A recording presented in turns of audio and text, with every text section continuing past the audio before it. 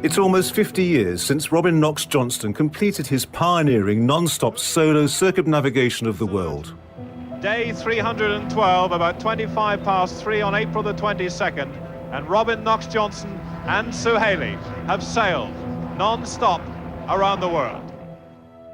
Nearly 3 decades later, the Clipper race was born.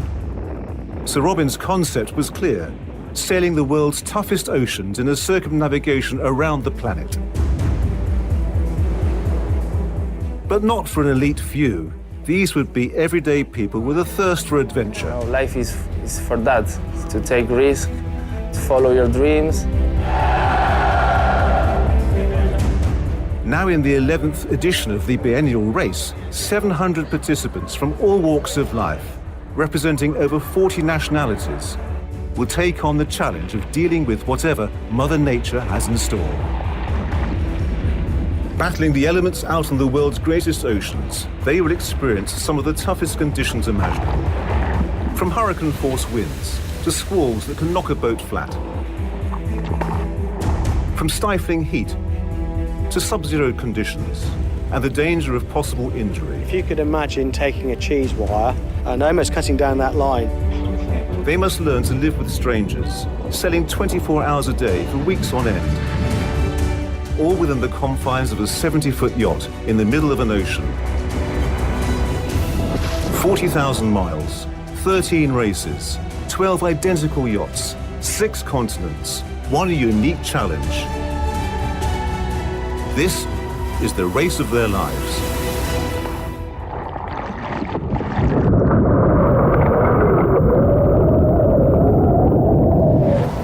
Coming up, new crew undergo training for their round-the-world adventure. There's a spectacular race start from Liverpool. We meet a Uruguayan adrenaline junkie racing to his home country, and a young Caymanian looking for new challenges.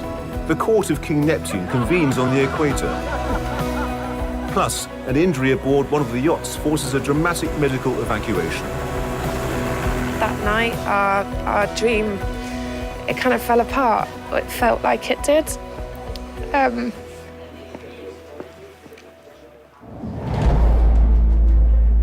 The Clipper race is a global series of 13 races between 6 continents over 11 months.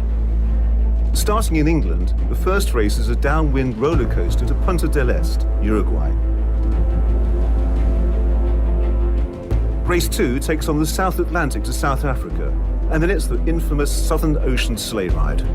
The Australia leg is split into 3, from Fremantle, including the iconic Sydney-Hobart race, ending in Airlie Beach before heading to the city of Sanya in China for the first time.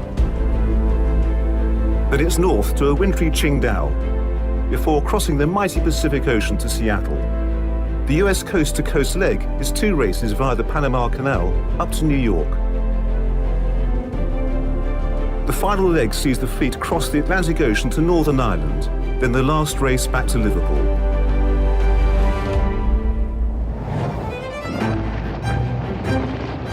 There's a professional skipper on each identical Clipper race yacht. Their job is to hone skills and mentor the crews as they gain experience, following 4 weeks of world-class training. The training program is essentially broken down into 4 separate parts. Level 1 training introduces everybody to the basic concepts they need to understand to operate one of these boats in an offshore environment. 40% roughly of the crew who we have on the race have never set foot on any kind of sailing boat before in their lives.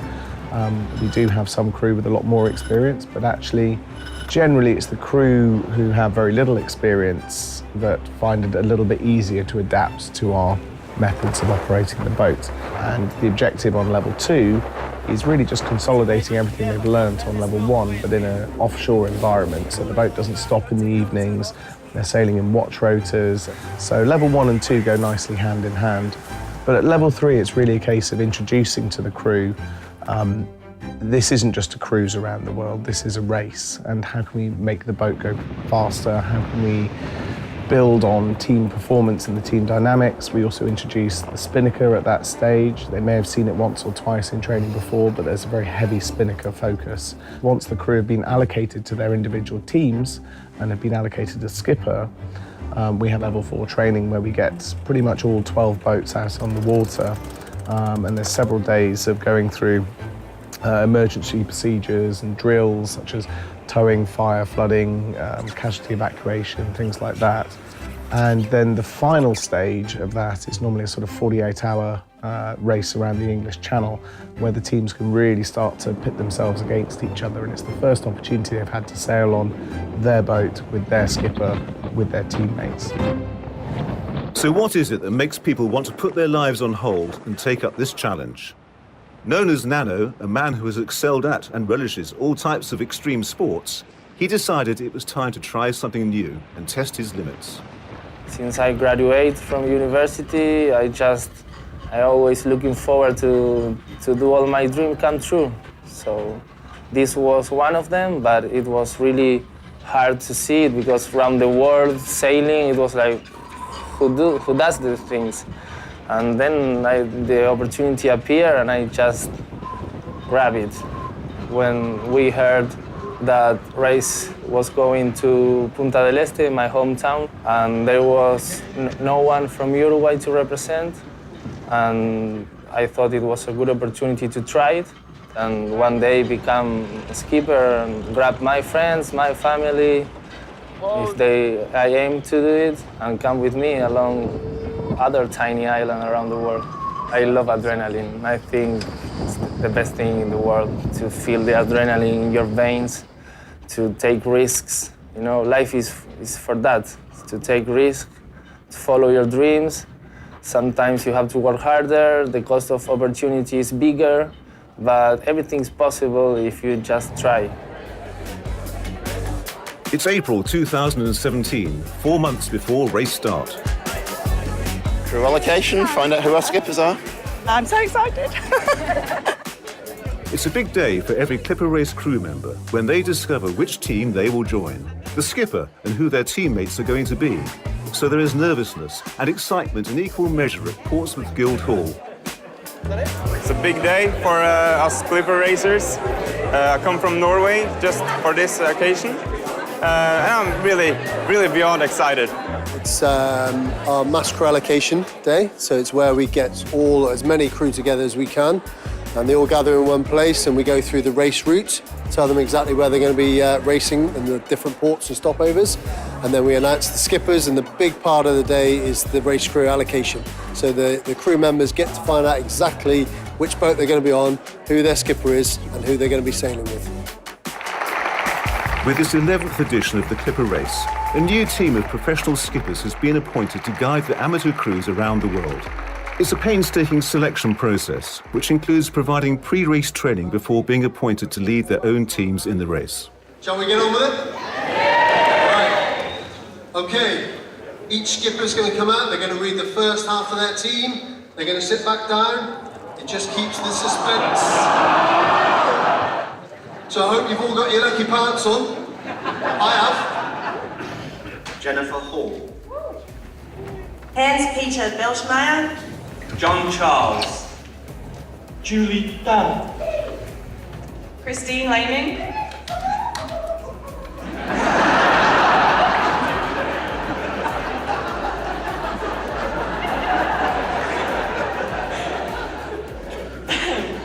I was that excited. Next comes the first big announcement of the day. The destination of leg 1 is going to be, here it comes, Uruguay.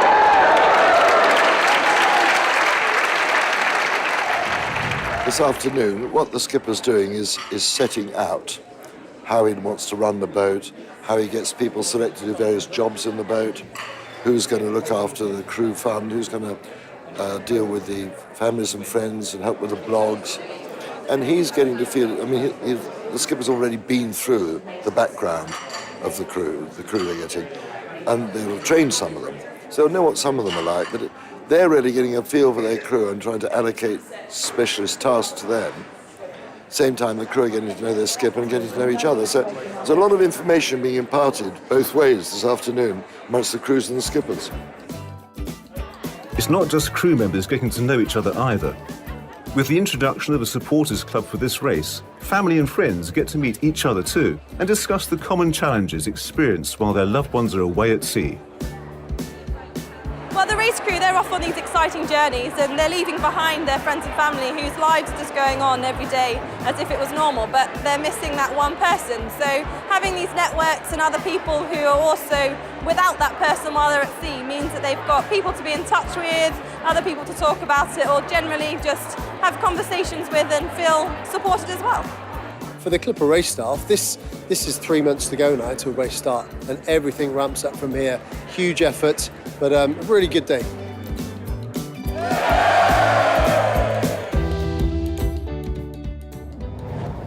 Coming up, we meet a new crew member impatient to get going. A mixture of being absolutely terrified, but I'm so excited as well. So roll on, race start.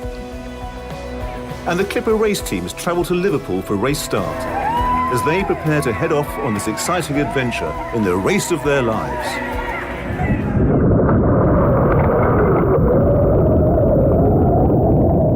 The Clipper Round the World Yacht Race is a 40,000-mile adventure for amateur sailors, many of whom had never sailed before their training.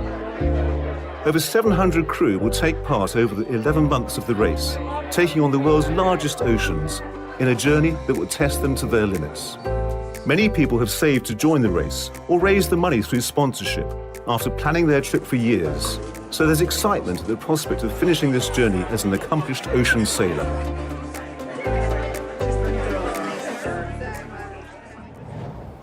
At home in London, novice sailor Jennifer Hall explains what made her want to take up this challenge. Probably about 2 years ago now. I had loads of big things in my life kind of change. So, for example, my dad got diagnosed with cancer. I split up from my other half of 10 years. I moved out of my home. I got promoted into quite a big job at work, probably a bit before my time. So all my kind of big security balls, if you like, in life had kind of all been sort of thrown up in the air. And I was really determined that, I guess, I wanted to grab hold of life and make the most of every minute that I had. And then secondly, I probably had a fear that about being loved again and actually wanting a sense of belonging. And at that time, someone asked me, if you could dream of anything crazy in the world, what would it be? And I just said to her, I think I want to go and sail around the world. And it was just that moment of, oh my God, wouldn't that be kind of amazing? And as soon as I'd said it out loud, it was like, right, how are we going to make this happen? So, everything's always one click away. So there I was, Google, off I went. And then you find out and you discover more about Clipper. And then before you know it, you're kind of on your training, you've met people, the skippers are brilliant. And then you're in, and before I knew it, I was in and I was sailing around the world. So I'm selling my car, which I'm absolutely devastated about. That probably is the one thing that, out of everything I'm going to leave behind, I'm gutted about. So if it's something you want to do, you will find the means of making it happen, because it's a life dream at the end of the day, and that's priceless. I've never sailed before. I'm a mixture of being absolutely terrified, but I'm so excited as well. So, I can't wait now. So, roll on, race start.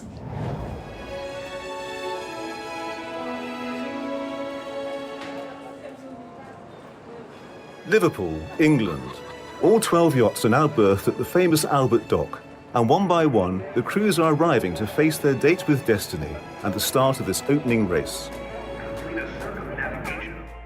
And the docks are buzzing with excitement as preparations continue. So the crews on all the boats are all fully trained now. They've all done 1, 2, 3 and level 4 training with their own skippers. They're busy now this week preparing the boats, getting the victualling on board, last minute maintenance, and I guess sorting their own domestic stuff out as well for possibly 11 months at sea.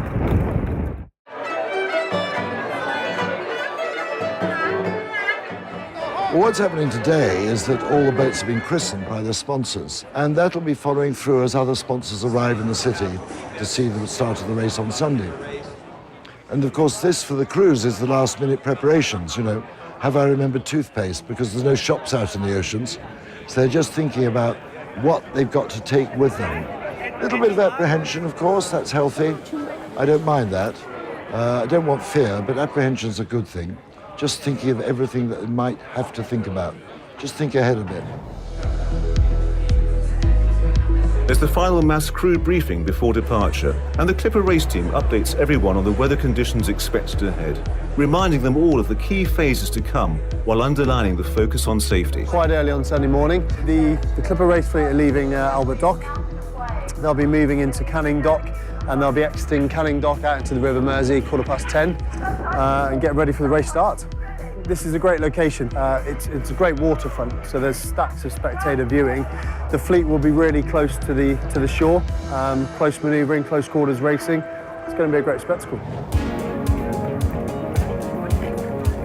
It's an early start for everyone, but there are large crowds of well-wishers, family and friends, hoping to get a front-row view of loved ones before they depart on this exciting adventure. As the departure ceremony looms closer, there's a last opportunity for hugs and kisses, with plenty of tears too, as emotions brim over.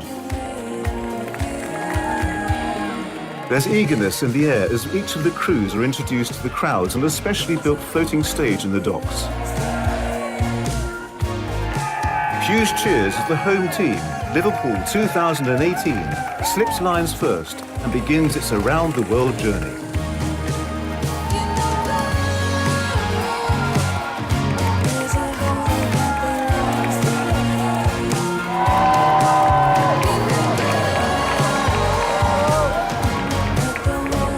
With cheering, dancing and waving, all of the crews soak up the atmosphere as they head out onto the famous River Mersey to prepare for race start.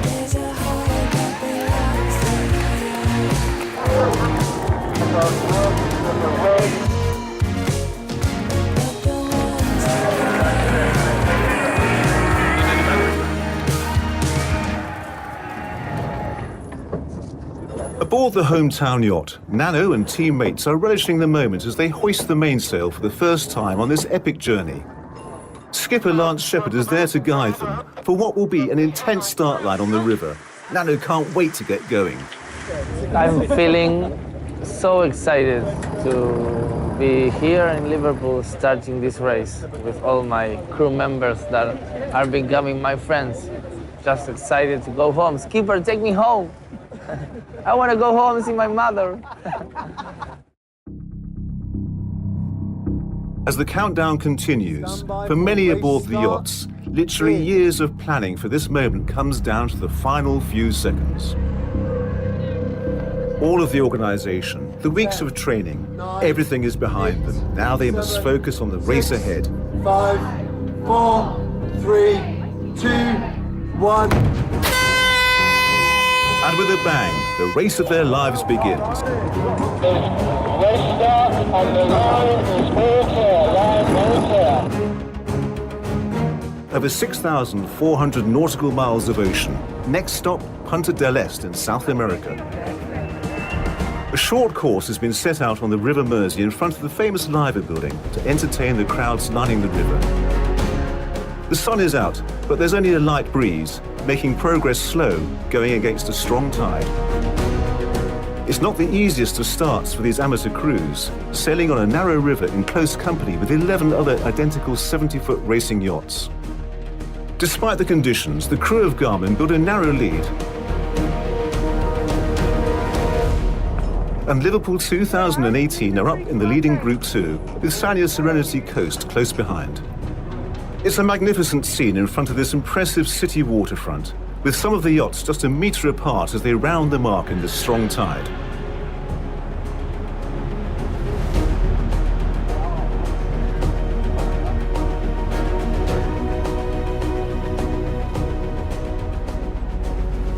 Now the crews trim in the sails as they race towards the river mouth, the yachts leaning further as the wind increases in the gusts.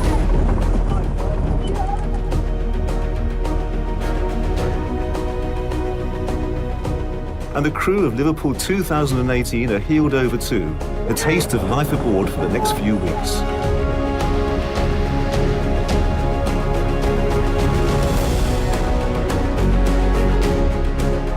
After completing the start course, the crews are soon into full racing mode as the wind begins to build and the riverbanks widen into the mouth of the estuary and the sea beyond, swapping tacks as they vie for the lead.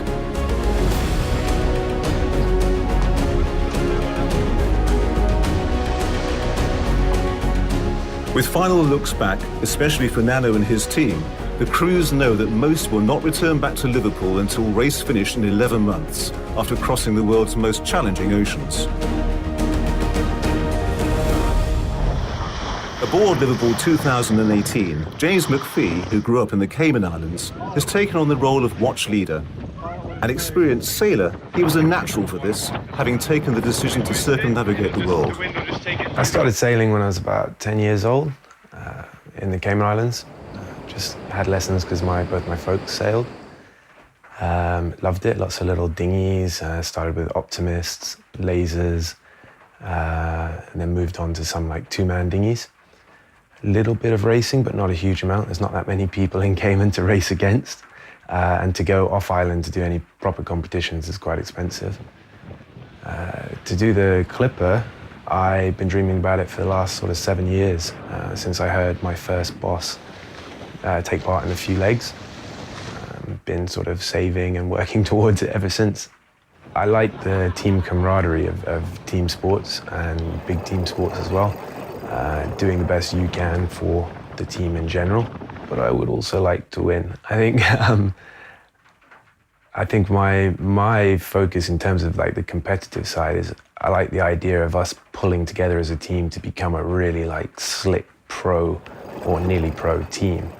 One of the biggest goals of it for me is to become a circumnavigator and kind of have that on my repertoire, my sailing CV. I think the training from Clipper has helped a lot. We get a lot of time on the boat that we're get used to life on board. It's very active, it's very busy when you're on deck, and then you're so tired that you just sleep afterwards. So that's helped to calm those nerves a lot, that I think actually it's all going to fly by faster than we imagine.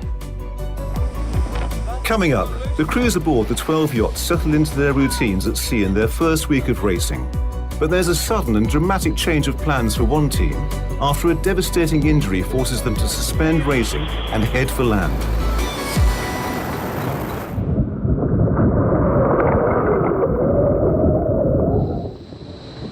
The Clipper Round the World Yacht Race is underway, and the euphoria of the start in Liverpool has been left behind.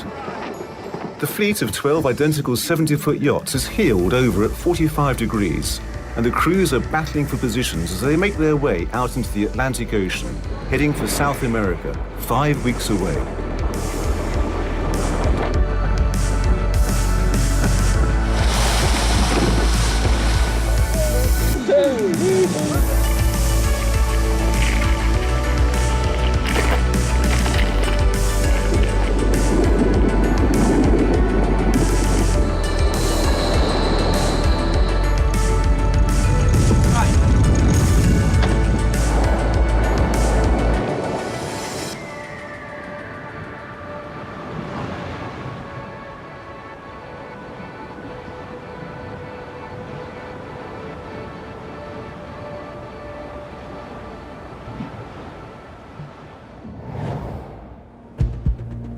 Racing from Liverpool, lighter than expected wind sees the teams all in close company.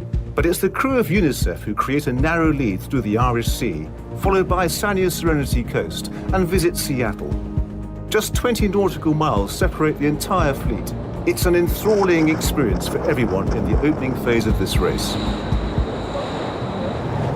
After 4 days, the crews are learning more and more about the strange new life they've chosen, and the usual system of what are called watches takes them adapting to, despite a taster during training.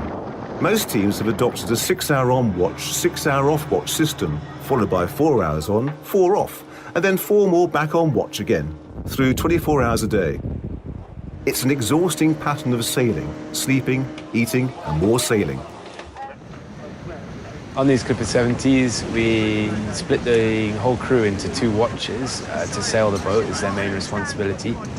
But largely it's, keeping an eye on the course and direction.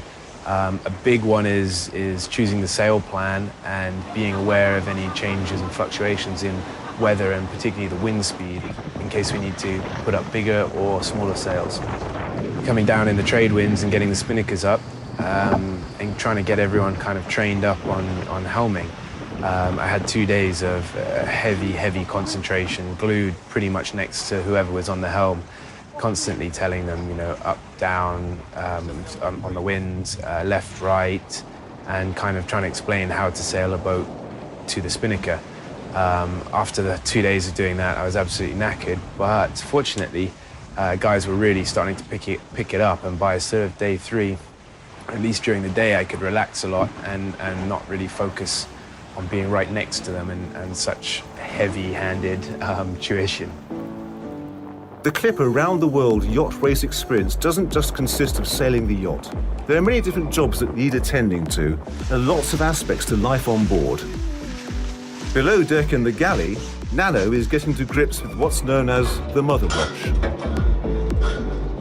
Mother watch consists on going off watch, so you stop doing sailing things and you take care of your crew members.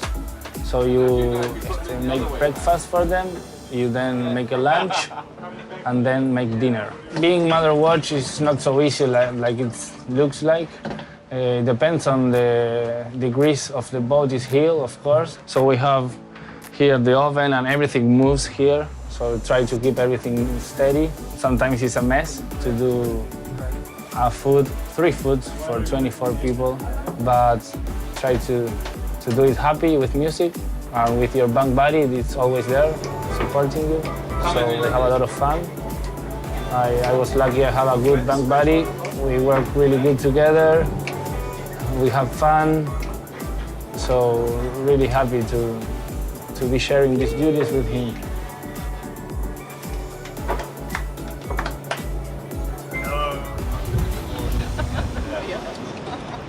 It's dinner time, and the crew are rewarded for all the hard work on deck. As the evening draws to a close before the night watch changes, Skipper Lance brings the crew together to update everyone with some shocking news from Clipper Race HQ. Dave Hartson, the skipper of Greenings, has had an injury. Just had a phone call from the race office. A crush injury to his hand. So the Clipper coxswain's taken over the boat and they're heading towards Vigo in Portugal to have him evacuated from the boat to obviously get medical attention. So we're on standby from the race office at the moment to possibly escort them back to Vigo. So they've got somebody with them to give them that warm fuzzy feeling of not being on the road. It's a bitter blow for the crew aboard Greenings. Their skipper has been injured when helping to change a sail at night, and so they are forced to divert towards Porto in Portugal. They're over 400 nautical miles from land, and after receiving treatment from the onboard medic, the decision is that Skipper David requires an operation to his hand. The crew turn on their engines, suspend racing, and motor sail as fast as possible towards the shore. After a long night, the Greenings crew are closer to land, and the weather is calm enough for a helicopter evacuation of the skipper. A Portuguese Coast Guard spotter plane helps coordinate location and procedures with Greenings coxswain, Jeremy Hilton. The diver goes in, we stand off no more than 100 metres. He will always be in sight of us with his AIS deployed. Skipper Dave Hartshorn has been brought up on deck while he waits to be airlifted to hospital, as the crew make sure nothing on deck will be damaged by the helicopter's downdraft. The rescue services have asked that David drop into the water for the helicopter to safely collect him, given the height of the yacht's mast.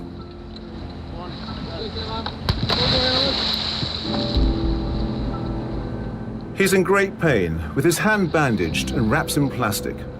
The crew wait nervously as he drifts away from the team he has nurtured and taught ever since crew allocation earlier in the year.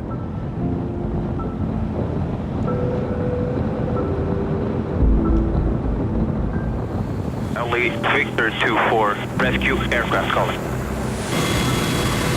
With the yacht at a safe distance on standby, the helicopter heads in towards him.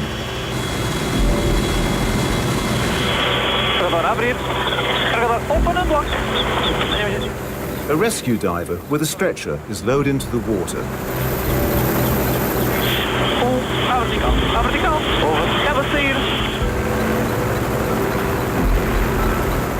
David is clearly protective of his injured hand in the swell caused by the powerful downwash of the helicopter. The swimmer has to get him onto the stretcher and secured. It's not easy.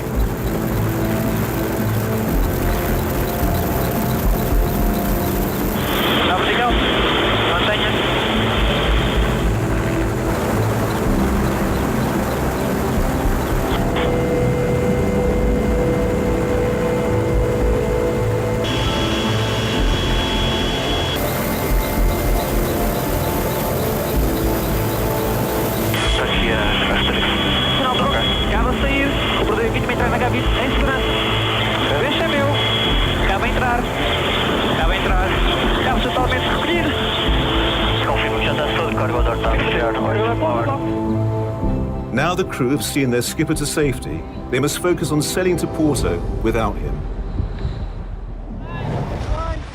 As the Greenings team heads to shore, Liverpool 2018 makes the most of the improved winds, and the team have chosen to change to their Code 2 spinnaker to maximise their speed downwind, but have hit a problem. Basically, the spinnaker's blown. We had a donut that went through it. That donut's just gone, so the spinnaker's gone right out there. Sheets have lost. As a result, we've had to raise the Yankee just to keep some power in the boat and to keep it under control. I've then jumped up on the bow, attached the sheet to the actual spinnaker tack, and then we've just pulled it all in and done an emergency drop. Well, I'm sweating the onions before I put them in a pan. The Clipper race crews are not just made up of round-the-worlders, but there are many crew who have decided to do just a single or multiple legs of the race. I chose leg one because I really wanted to be involved in the race from the start. I wanted to be a part of it right from the get-go and have an opportunity to get to meet the team from the start, to not have to come in late, and just sort of be involved in the whole building process of what's going to happen on the boat. There are challenges to living on a boat for 5 weeks. For it's just sort of the little things like daily life and things that you would normally take for granted. So even just getting up and walking around, if you're on mother duty and cooking, just add an extra 20 minutes to whatever time you've allocated to cook. Obviously, joking around, but going to the heads whilst the boat is sideways is always a challenge. But I wouldn't say that there's nothing that's not great about it, because that implies that it's bad, and I'm not having a bad time. I really, really think that this is such a good experience, and part of the reason why I signed up was to have a challenge and to not live an everyday life. So all of these challenges, as much as sometimes they can be difficult, you take them in your stride and you hope that by doing so you're able to achieve something that's really cool. As the rest of the fleet races away to the south, the crew of Greetings have taken almost 3 days to reach Porto in northern Portugal, where a new skipper will be joining them. They are met by Clipper race officials who have flown in to assist. Come up, welcome to sunny Porto. Well done. Working together, the crew have brought the yacht safely to shore. Well, the biggest challenge is we're 400 miles offshore, which is way outside the range of helicopters. So the agreement was that we were given a route by the Portuguese Coast Guards to sail towards the coast. And we found actually, though they've reported motoring, sailing was faster than motoring or motor sailing because we actually had good winds. And we maintained Dave's routine of the lunchtime get-together and discussion around the group. And it was really important for people to talk out their feelings and thoughts for what next, because I think the less experienced found it very, very scary. While docked, the team take this unexpected opportunity ashore to catch up with loved ones back home and indulge in a few home comforts. It's also their first chance to be reunited with skipper Dave again, who is out of hospital after a successful operation which pinned his thumb back together after the terrible accident in the depths of the night. The lazy sheet for the Yankee had come off the winch and was actually trailing in the water. So this is about 11 o'clock at night. The boat's doing about 16, 17 knots through the water. So pretty effective boat speed. I actually managed to get my hand on the lazy sheet. And obviously the drag in the water, it was like pretty loaded up, and got it in. And then unfortunately with this hand, got it into both hands, but this hand, the thumb was around the top of the guard wire. just as I was bracing myself to stand up, the spinnaker flogged and bang, it went. And then I licked my hands off from the rail, and all I could see was that I looked like I had 6 digits. I had my 4 fingers, clearly what was a bone, and my thumb. If you could imagine taking a cheese wire and then cutting it from the top of the finger down to probably down to about there, I allowed Miles to take me down below, and then the medics looked at my finger. And I've got to say, I owe the fact that I'm likely to be getting back on the boat soon, down to that initial reaction, and also the fact that the crew were able to then sail the boat to a point where the helicopter could come and pick me up. I was standing at the back of the boat, never really anticipating doing that you were going to actually step away from a boat that you're skippering with your crew, who are, at the end of the day, an amateur crew. Although they've had great training, they are an amateur crew, and you're the skipper. To jump into the sea and then to float away, yeah, that was quite a difficult thing to do. It's been an emotional few days for all of the crew after seeing their team leader and mentor suffer such an unfortunate injury. It's been tough. It's been really emotional. We're a really strong team. We were so excited about our ventures. Some of us, you know, who are doing round the world had shared dreams and hopes, and we've known Dave and built this team together, and there was nothing more in the world than we wanted to do it together as a team and share the highs and lows together. So that night, our dream, it kind of fell apart. It felt like it did.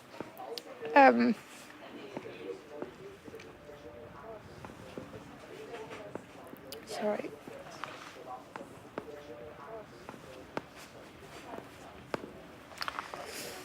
He's been such an inspiration to all of us, and he gives us the belief as a team that we can go on and do brilliant things, and has grown the capability, the confidence, the spirit in the team, and he's a massive part of it. And, you know, a lot of us reflected that night that without him, it was going to be, our dream was shattered. But David said to me, you've got to do it for yourself. Get back out there, put positive front on, and go make it happen. With the crew preparing the yacht for a swift departure, the time is near for Skipper Dave to hand over the reins to former Clipper race skipper and deputy race director Dan Smith, who will be interim skipper to Uruguay. For them, obviously, new skipper, and old skippers do things slightly differently, so we'll need to learn to work together. But from what I've seen, really strong team, and we won't have any problems. We'll do well together. With fresh provisions loaded, it's a quick turnaround to get back into the race, so Dave has to once again wave goodbye to his crew as they slip lines and head back to rejoin the race. It's going to be very hard for me. I know at the moment, 24 hours ago I was still getting over a 3-hour surgery in general anaesthetic, but it probably hasn't quite sunk in yet that they're going on without me. But it will be difficult, and I know that I'm going to get impatient to join the boat, but they'll do well. They will motor back to the racecourse and continue, as they will be given redress for the time lost in the race. But with a new skipper aboard, how will they cope? And can they do enough to challenge for the lead? What is the name of this boat? Coming up, crew aboard each yacht must appease King Neptune as they make their crossing of the equator. Aboard Liverpool 2018, there is an act of treachery that cannot go unpunished. And there's tension and excitement as the fleet approaches the final stages of this long and dramatic race to Uruguay.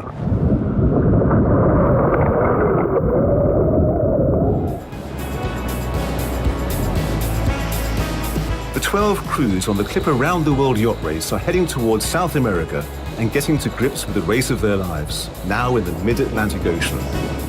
It's the first time many have experienced close contact with sea life, such as dolphins and whales, which can leave a lasting and memorable impression. All of them continue to learn more about how to get the best possible speed from their yachts, and have settled into the routines of the watch system and the never-ending demand of changing sails to match the prevailing winds.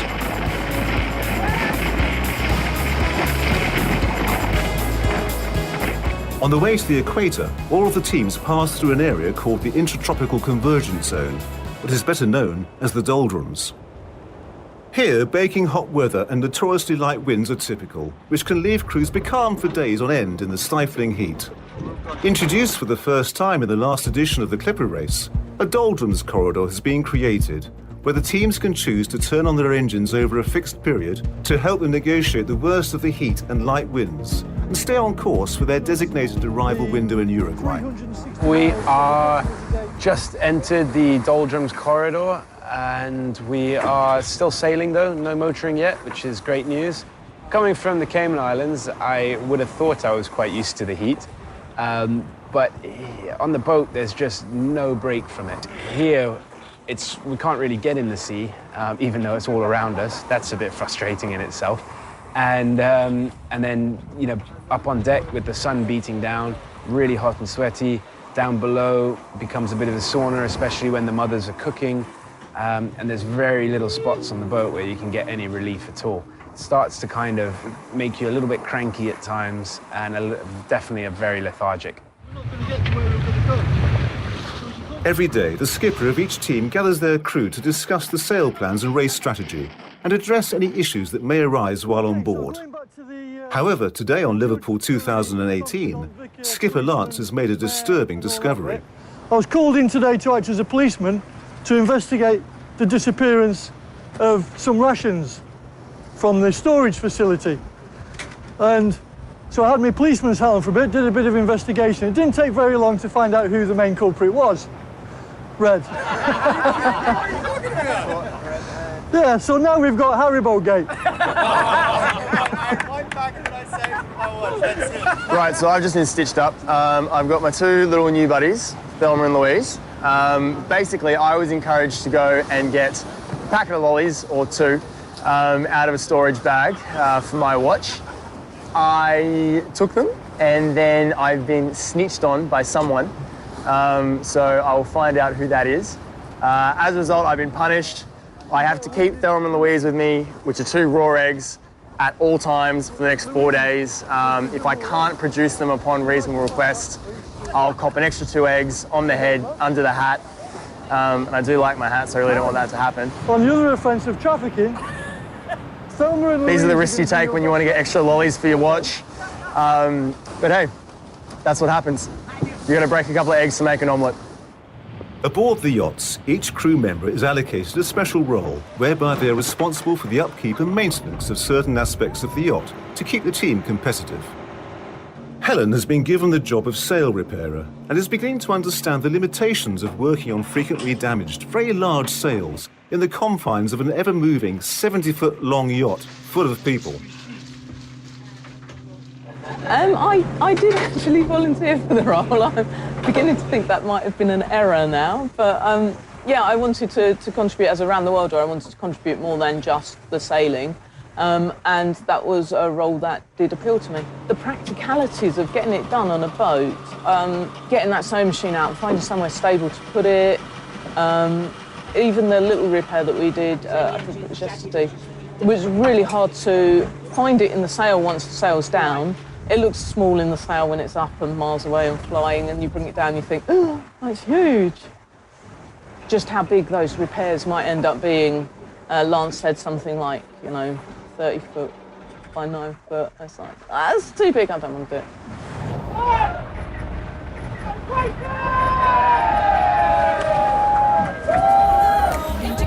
it. Moving ever further onwards through the race, one by one, each crew reaches and crosses the equator. It's a magical moment, passing from the northern hemisphere into the southern. What may go unnoticed in an aeroplane is a cause for celebration aboard an ocean racing yacht. Ancient maritime tradition dictates that every polywog, the name for someone who has never crossed the equator on the ocean before, should make a declaration before the mythical sea god, King Neptune. Thought about it.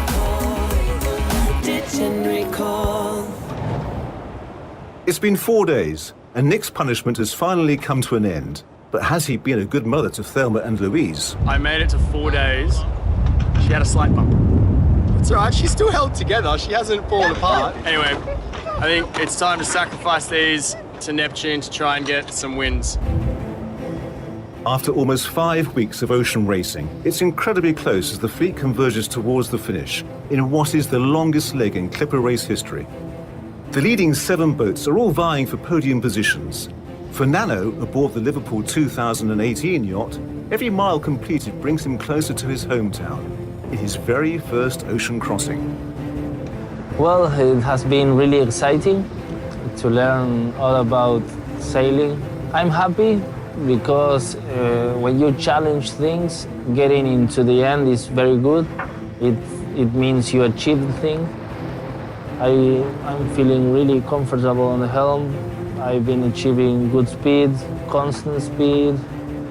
So that was mostly the most enjoyable part of the learning. And it's awesome. Now I'm looking forward to arrive. I just want to arrive to my home, to enjoy my family, my friends, show my city to my new friends. So I'm going to invite all my crew.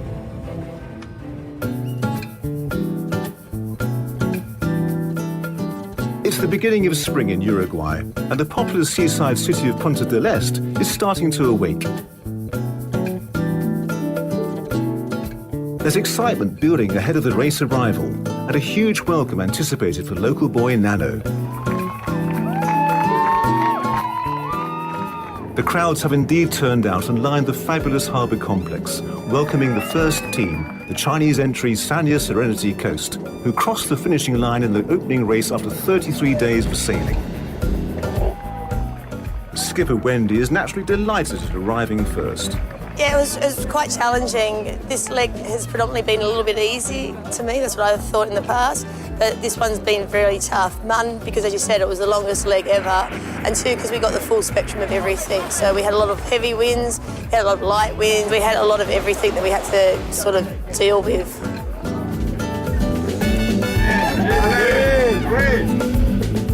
The next 6 teams arrive in rapidly changing weather conditions through the following day and night after completing the 6,400 nautical mile challenge. There's relief, exhaustion, and a massive sense of achievement as the crews take their first steps ashore again after so long at sea. Early next morning, Nano and the crew of Liverpool 2018 make their way towards the harbour, and his friends and family are there to greet him.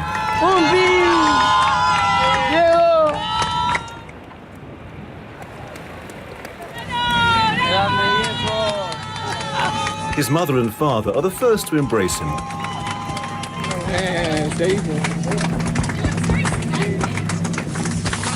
Let me go down. See my mother. Today, have my family here is awesome. I knew they were going to be waiting for me. I was really expecting everyone here. I didn't knew they were going to be pink and all those yellows.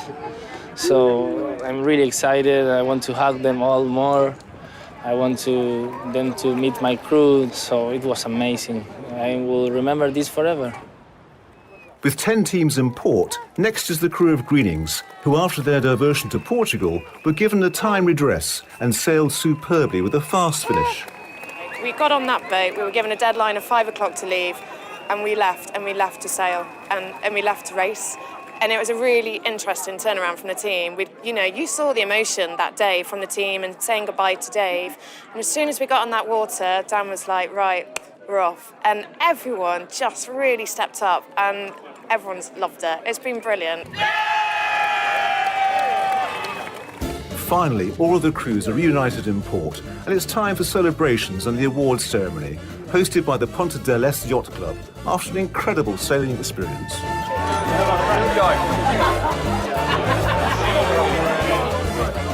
Remarkably, with their timely dress, it's the crew of Greenings that recorded the fastest finish time for the race from Liverpool and claimed first position, a result that nobody could have imagined after losing their skipper a week into the race. So it's winning gold pennants for the crew and a valuable 12 points towards the overall standings. The crew of Sanya Serenity Coast celebrate their second place on the podium, and it's the PSB Logistics team which takes third place. However, overall, after race 1, it's the crew of Great Britain who top the standings, having played their joker card, which doubles their points for finishing 4th, leaving the Greenings crew 2nd overall. Next time, the 12 crews take on the South Atlantic Challenge as they battle through storms on the way to Cape Town in South Africa. Then it's the infamous Southern Ocean sleigh ride across to Australia, which lives up to its reputation once again, with yachts damaged, a dramatic emergency, injuries, and a tragic loss for the Clipper Race family.